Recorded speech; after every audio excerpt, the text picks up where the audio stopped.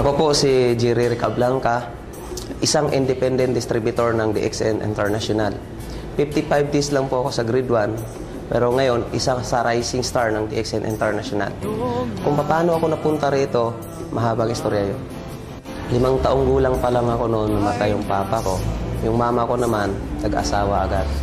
Inapi ako ng stepfather ko, so walang magawa yung mama ko kasi mahal niya rin yung stepfather ko. Diba? Nung 9 na taong gulang pa lang ako, lumayas na ako. At dito ako napunta sa Maynila.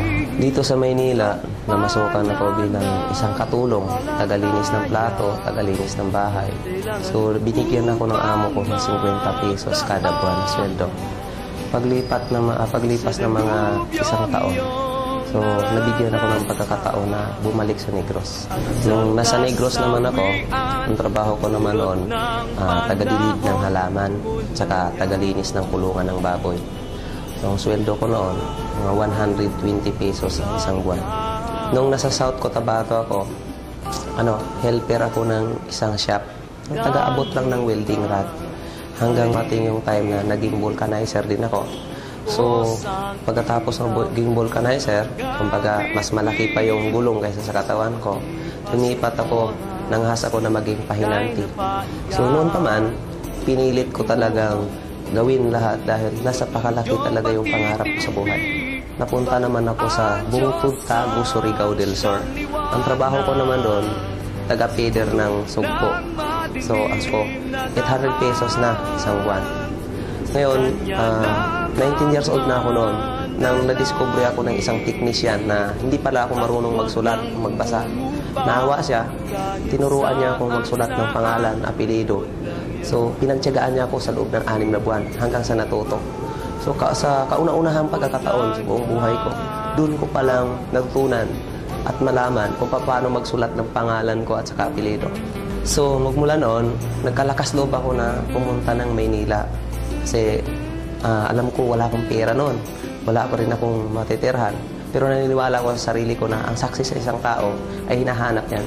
Sabi nga doon sa libro na basa ko, success is not destiny, it's a journey. Pero hindi pala ganun kadali yun.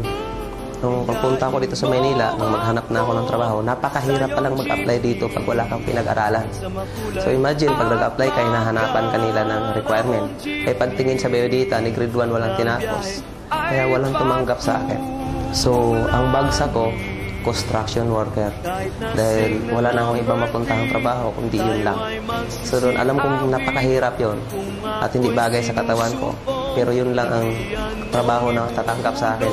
Kaya umabot din ako ng mga 7 taon.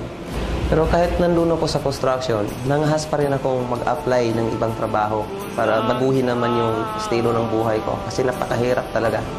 So, nag-apply ako bilang gwardiya. OJT ako noon.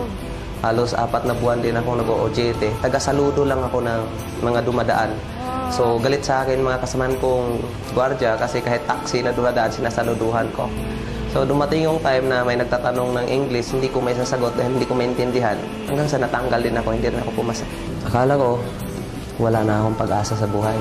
Kasi hindi na ako makahanap ng ibang trabaho. Akala ko noon, sa construction worker lang talaga ako nababagay. Pero hindi pala. Hanggang nabigyan ako ng pagkakataon na nakita ko ang DXN International. At dito pala, magsisimula na magbabago ang buhay ko. Dito sa DXN International, tingin ko, ito na yung napaka-perfect company. Kasi walang hinihingi dito ng requirement. May pinag-aralan ka man, o wala. Mahirap ka man, mayaman ka man. Welcome ka rito sa DXN. Dito, nakita ko talaga na napakaganda yung marketing plan. So, kahit wala kang pinag-aralan, ang dali intindihin. Kaya nag-decide ako na kailangan i-full-time ko yung independent distributor ng DXN. Pero napakahirap para sa akin noon nung sinimulan kong DXN dahil wala na akong bahay nung mauwian. Sa waiting shed ako natutulog, nagsasapin ko lang ako ng karton. Pag umulan naman, naghahanap ako ng mga tricycle na kaparada, jeep na kaparada, doon ako natutulog. At ang masakit pa nito dahil wala akong pera talaga. So nilalakad ko yun papunta sa office, makarating lang ako.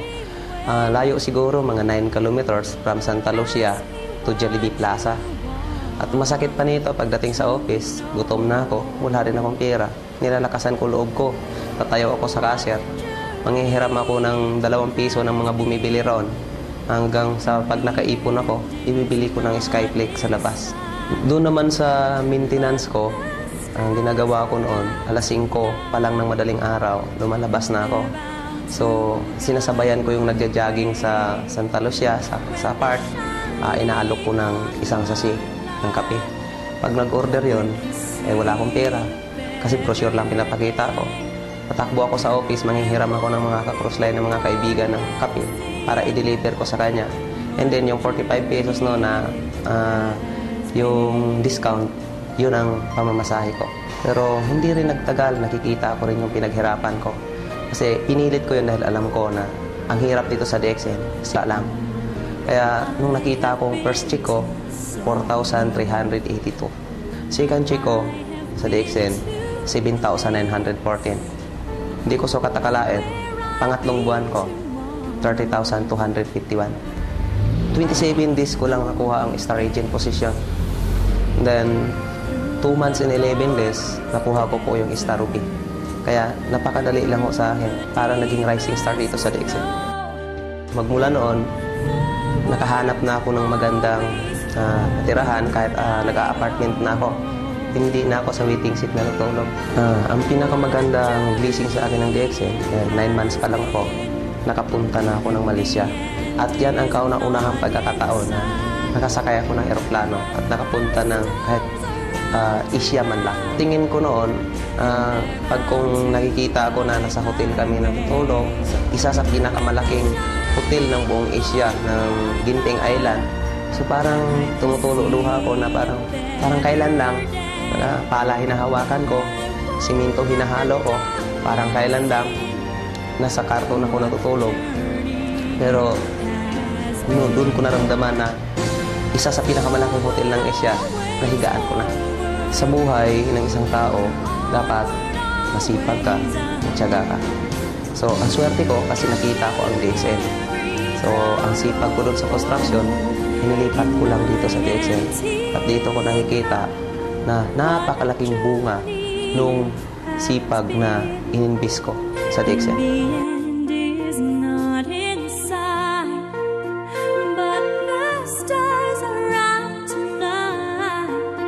And they're bound to guide my way. When you're shining on my life, I can see a better day.